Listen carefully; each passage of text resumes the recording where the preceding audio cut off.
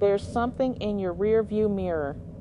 You glance up, heart already doing that thing it does when your brain registers something wrong before your eyes catch up. The back seat looks occupied, but you drove here alone. This is the story that rideshare drivers whisper about at Thram when the dispatch goes quiet and nobody wants to admit what they saw. It started on a Tuesday, always a Tuesday for some reason.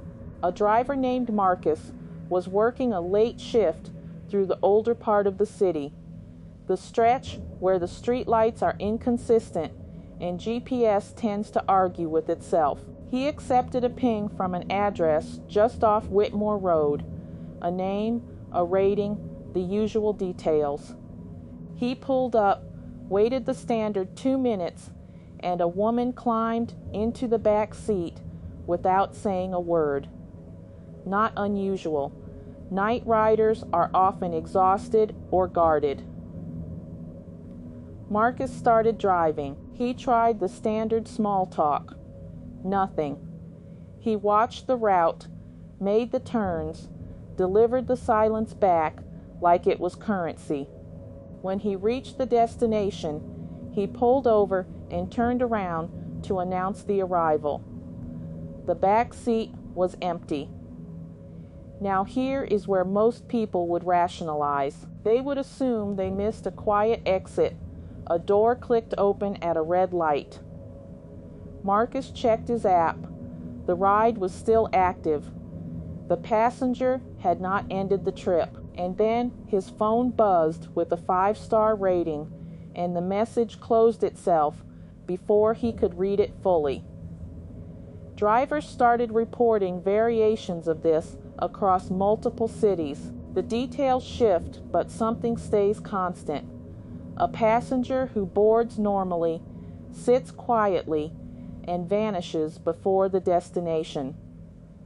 No door sound, no record of departure, just an empty seat, and that specific feeling, the one you cannot shake for weeks afterward, that something was sharing the air in your vehicle.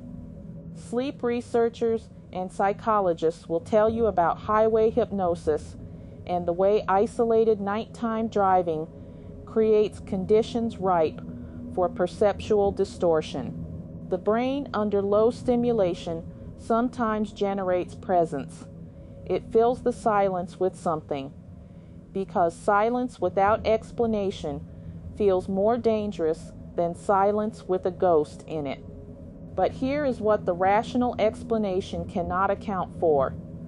Multiple drivers across unconnected cities reporting not just the visual impression, but the weight. The seat springs compressing slightly. The faint warmth when they finally reach back to check. The smell of something floral that lingers for days regardless of how many air fresheners get swapped in. Marcus quit driving that November. He said the hardest part was not the night it happened. The hardest part was every night after, when he had to pull up to a stop, watch someone climb in, and spend the entire ride convincing himself this one was real. Because here is the thing about an experience like that. It does not just haunt the moment. It rewires the ordinary. Every rearview mirror becomes a question. Every quiet passenger becomes a test of your own certainty. And some drivers say, even now, years removed, they still look up at red lights.